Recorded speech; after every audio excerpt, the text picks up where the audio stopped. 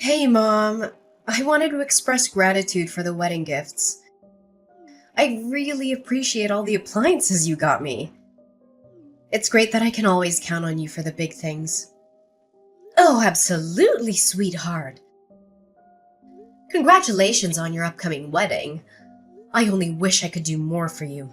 But honestly, it's been my pleasure.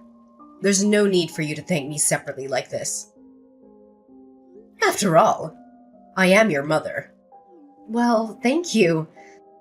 But, you're not technically my biological mom. Wait, what? What do you mean, dear? Oh, come on. No need to play coy. You're not my biological mother. But I wanted you to know that I'm so grateful for everything you've done for me. Uh, Wait. Hold on a second. What are you trying to say here, Eleanor? Did you actually think I didn't know? You thought I believed you were my birth mother all these years? What on earth are you talking about? I am your mother, Eleanor. Seriously, no need to play innocent. Just because you've raised me for 28 years doesn't mean you're biologically related to me. It's not like feeding me, dressing me, teaching me things over the past 3 decades made my genes suddenly yours. It's not like all the care and love you've given me somehow changed me to be your own daughter. Hold up, Eleanor. What's going on? Why are you saying this? Don't try to act clueless. Stop saying what? It makes you sound stupid. Raising me and pretending to be my biological mother all this time? It's not fair to my real mother, you know. Can you even imagine how she must have felt after losing her baby to someone else? Eleanor, I am genuinely confused. Where is all of this coming from? What have you heard? I can't believe you're spewing out these awful, hurtful things at me. Are you even thinking about what you're saying? Hurtful? Seriously? What about you essentially taking someone else's baby? You don't get to accuse me of being hurtful. Eleanor Barnes! Oh, so you're the hurtful one now. What about you stealing a newborn from a real mother? If it weren't for you, my real mom could have married Daddy. And the three of us could have been a real, true family. If it weren't for you, I would never have had to grow up with a fake mom. My poor birth mother had to go on living her life with her heart broken into a million pieces. And I ended up living this humiliating pretend life. All because of you. Eleanor, you were completely misinformed. I didn't steal you as a baby. You're suggesting something illegal and horrible. Your birth mother actually handed you over to me, willingly. She said she wasn't going to raise a child as a single mother. She made a deal that she would disappear from your life as long as I raised you. Then, your poor birth mother even demanded money in exchange for you, like I asked to take you away from her. I offered, of course, but who does that? It was like she was selling you to me. Giving her some money was the least you could do after that. She gave you her baby, for God's sake. Have you been sore about the donation all these years? Have you been keeping a score or something? That's really trashy. And you wouldn't even have taken me so eagerly if you weren't barren yourself, would you? So don't give me any of that, oh, I raised you with my heart crap, because you didn't do it for me. You did it for yourself. And you did it to satisfy your own selfish greed of being a mom and a wife. To fulfill your ideal of a perfect family. You probably pretended your butt off so you could appeal how perfect a mom and wife you are to Daddy. Sweetheart, I never once thought of you as anything other than my own daughter. I cherished you as a precious gift. I spent the past 28 years being thankful and showing that through raising you. I'm so proud of the woman you've become. I understand that the wedding planning can be stressful, but let's not let it get between us. Huh. Always riding that high horse, Paisley, huh? Just take a moment to step down and try to understand how my real mother must have felt. Step out of that fake, cheerful facade of being my mom and see the reality the rest of us have experienced. Do you even have an ounce of decency? I'm not your daughter anymore. I won't play along with your charades or any other fake roles you want me to take on. So save yourself the trouble and don't bother showing up at my wedding or sending emails. Just stay out of my life. I'm cutting ties with you. I'm moving forward into a new chapter, and I'd prefer if you weren't part of it. Got it? Eleanor, how long have you known that I'm not your biological mother? And who told you? Well, now you're asking. Daddy spilled the beans about 3 years ago. Yeah, around the time I met Miles. We all used to hang out together. Daddy, my real mom, Miles and I. Dinners, shopping trips, you name it. You genuinely had no clue? What? Are you serious? I can't believe your father would do that. Well, serves you right for thinking you could tie Daddy down by having a baby. Any baby, that is. We all know you wanted nothing but to use me as a bargaining chip to keep Daddy for yourself and provide for you. Did you really think building your happiness on other people's sadness wouldn't have its consequences? As I already said, I did not steal you away from your birth mother. Eleanor, you have to believe me. And I provided for myself as much as your father did. I didn't have to depend on him entirely. Yes, I am unable to have children of my own, but that is not at all the reason I raised you like you were. Your birth mother, she threatened to discard you at some orphanage like a piece of garbage if I didn't take you. Her word, not mine. And to my eternal shame, I did think about letting her do what she said. Because after all, she was your father's mistress and you were their illegitimate child. But sweetheart, I took you in because I loved you from the moment I laid eyes on you, and your tiny little fingers wrapped around my thumb. I didn't think twice about what it meant to mother your husband's child he had with a mistress, because I fell in love with you so deeply and so utterly. How you came into this world did not matter anymore. Just that you did come into my world. Can't you understand that, baby? Ugh, please spare me the tear-jerking drama. This isn't Hollywood. Save your sappy stories and just leave me alone. I've already confirmed my birth mother's attendance at my wedding. As my real mom, of course. And Daddy should be sending over divorce papers soon. Divorce? What? Ugh, why are you being so slow? Daddy told me he has never forgotten about my birth mother, his true love. He couldn't leave you because you were so adamant about giving me a proper childhood with loving parents and all that crap. But now that I'm a grown adult who can take care of herself, he's finally opening his eyes to the possibilities, I guess. To go after his own happiness. See, if it weren't for you, the three of us could have lived happily as a real family. You tore us apart. You shattered our future together. And you've had your share of fun. It's time to set things right, Paisley. So leave us be. And if it turns out it's your turn to spend the rest of your life in sadness and regret, then deal with it. My mom surely did for long enough. All right, if this is what you truly want, I'll leave you to be with your real parents. Mind you, I'll have to cancel the $30,000 charge on my credit card for the things I ordered off your registry. And I'll have you and your daddy's belongings packed up into suitcases or something and leave them by the door. Come get them and go on off to wherever it is that you want to go off to. Whoa, wait, what? Cancel this stuff for my registry? Why would you do that? Those are for my wedding.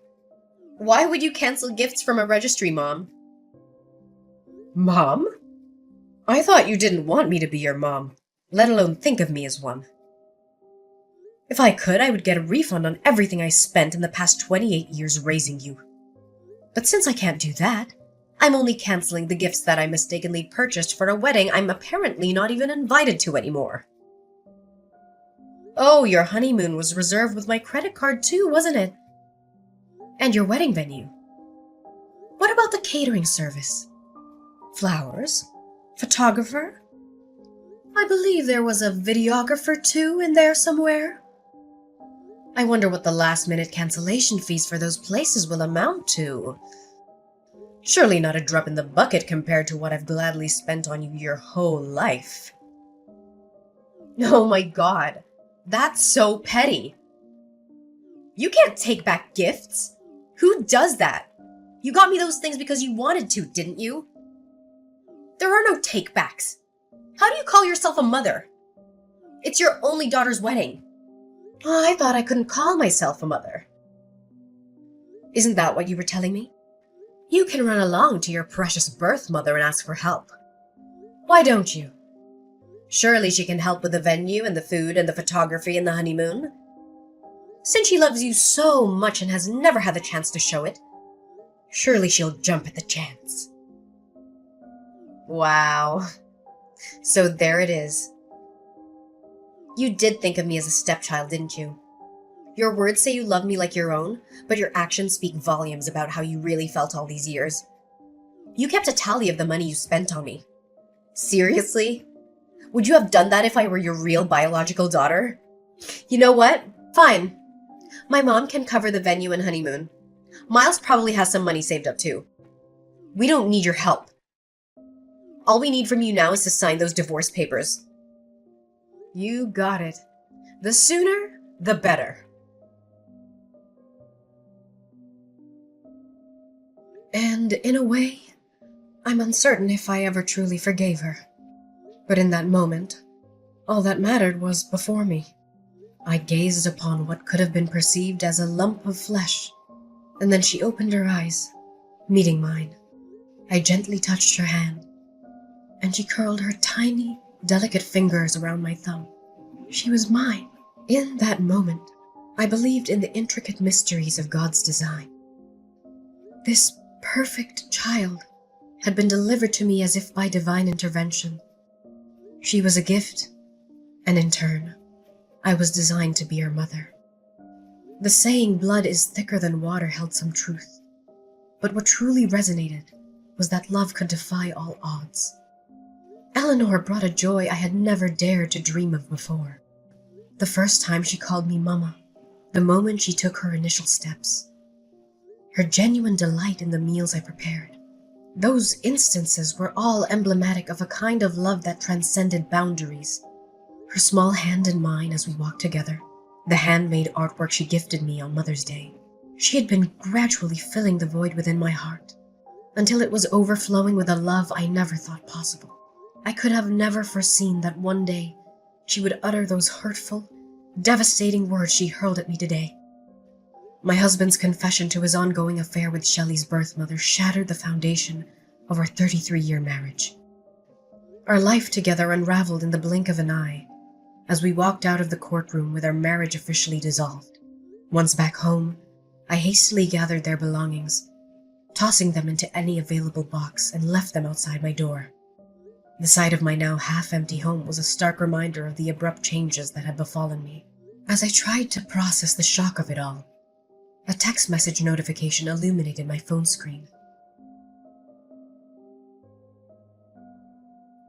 Hey, where are you? My keys aren't working, and neither is my garage opener. Did you already replace them? That was quick, Paisley. Good on you. I brought a KFC bucket and some beers, your favorite. I thought you and I were overdue for a chicken and beer date night. Open up, Paisley. Jacob? What are you doing here? Shouldn't you be with your daughter and true love by now? You know, the woman who makes your heart ache by just thinking about her. The woman whom you had a child with. The woman with whom a few days ago you gave everything else up to be with again. Did you forget? What are you doing here with chicken and beer at this ungodly hour anyway? I'm done with her. I left her. We're over. I finally realized there is no woman like you. Paisley, you're the kindest, the most patient person I know. I was immature and naive to let you go. I hurt you, I know. I'm so sorry. And I never showed you how much I appreciate you. For all you've done for this family, you've forgiven me once before. Can't you do it again? I'll change. I promise. I'm a victim here too, by the way. That witch was so full of it. She didn't want me. She never wanted me.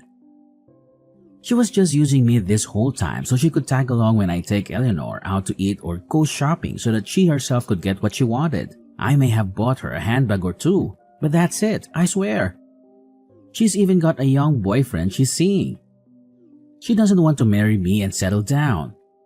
She said so herself. She's the absolute worst. I love you, baby. Come on. She may be the worst, but she's Shelley's biological mother, isn't she? Surely she wants her baby back in her life and wants to build some kind of belated relationship with her. I heard she was attending the wedding, and everything as mother of the bride. The optics aren't bad right now, Jacob. The optics? Yes, but it's not that simple, Paisley. She was only going to attend the wedding so she could sift through the wedding gifts and see what she could claim for herself. You know, she demanded to be paid to come to her daughter's wedding. I had to wire her $10,000 2 weeks ago. She made me cut all ties with you, abandoning everything I owned with you, like my house and my clothes. Then she left me high and dry. Eleanor and I went to see her after the wedding with all our suitcases. And she shut the door in our faces. We didn't even get to see inside of her house, Paisley. Can you believe that? What mother does that to her own daughter? Me? I understand. But her daughter? Are you going to sit and take this for our Eleanor? She's heartbroken right now. Oh, say something, Paisley. Eleanor made it abundantly clear that I am not her mother, nor does she consider me her mother. In one single conversation, she took away all my hard work and dedication as her mother and basically erased me from her world. I realize now that trying to hold on to her was like holding onto a fistful of sand. No matter how tight or hard I try to keep all the sand in my hand, it'll find its way out between my fingers. But you were happy being her mom, weren't you? You loved her with all of your heart. You still love her. I know you do. Even if Eleanor in her youth erases 28 years of her life with you, surely you can't. I did have some great times with Eleanor, I sure did. She was my everything. But the accusations she hurled at me, they were cruel, Jacob. That side of her didn't come from my nurturing. It's her nature. It's the nature of your mistress. I can't get past that. At least not just yet, Jacob. Maybe a real biological mother could have easily forgiven her daughter for something like this. So I guess I'm no better than what Eleanor thought of me. Because in the end, I'm not her real mother. Mom, it's me, Eleanor. I'm so sorry. Mommy, can you please forgive me? I don't know what got into me. If you let us back in, I will never think or talk about my real mom ever again. I'll be the best daughter to you. The kind of daughter you deserve to have. I promise. Please, Mom. We have nowhere else to go, Mom. Daddy and I will come inside and beg us if you want to. Please let us in and you can help me with my wedding plans again. Remember how fun that was? Let's go to the mall together. Just you and me. Like old times. We can stop at the food court and get some cheese fries like we used to. I miss your meatloaf, Mom.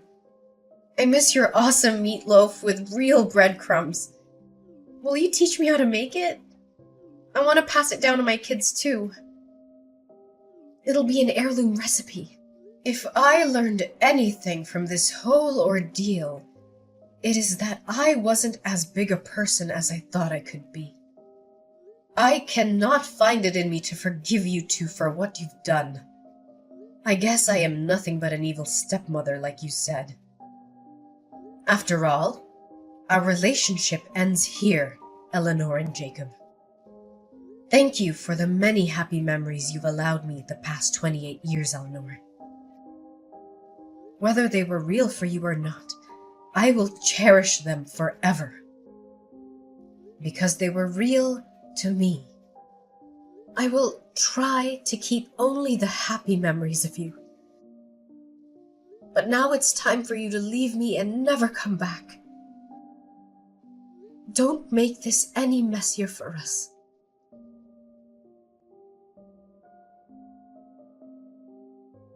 The echoes of their persistent knocking and frantic kicks reverberated through the silence, a desperate symphony of anger and rejection.